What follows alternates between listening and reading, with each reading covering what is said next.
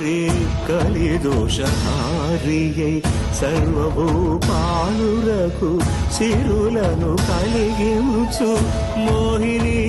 కృష్ణులుగా మోహము తొలగించు గరుడ వాహనమెక్కి ధనదాస్యమును చూపు హనుమంత సేవలో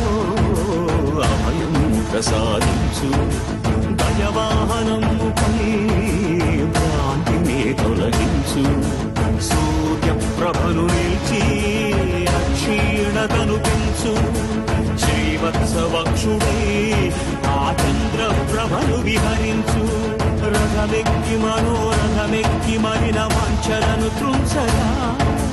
రయమెక్కి హరిహయమెక్కి కరుణ వీక్షణము పంచ